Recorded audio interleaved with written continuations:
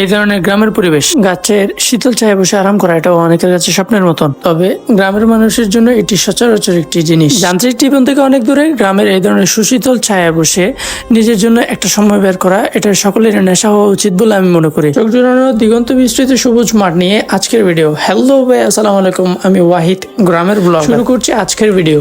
আজকের ভিডিওতে আমরা আছি গ্রামের এমন একটি পরিবেশের মাঝে যেখানে হারিয়ে যাওয়া যায়। এখানে নিজেকে হারাতে দিয়ে প্রশান্তি খুঁজে বের করা যায়। উত্তপ্ত রোদের মাঝে এই ধরনের গাছের নিচে বসে বন্ধু বান্ধবদের সাথে আড্ডা দেওয়া যায়। গ্রামে থাকার সুবিধা একটাই, শহরের যান্ত্রিকতা থেকে নিজেকে দূরে রেখে গ্রামের প্রশান্তির মাঝে নিজেকে যুক্ত করা যায়। গ্রাম এমন একটা জিনিস যেটিতে মায়া কাজ করে। মানুষের যদি একান্তই প্রয়োজন না হতো তাহলে কখনো গ্রাম ছেড়ে শহরের দিকে ধাবিত হতো। ভিউ গুলো দেখেন, লাখ টাকার ভিউ। এখানে শত কোটি টাকা দিলেও এই ধরনের ভিউ পাওয়া সম্ভব না। এটি চোখের শান্তি, মানসিক প্রশান্তি।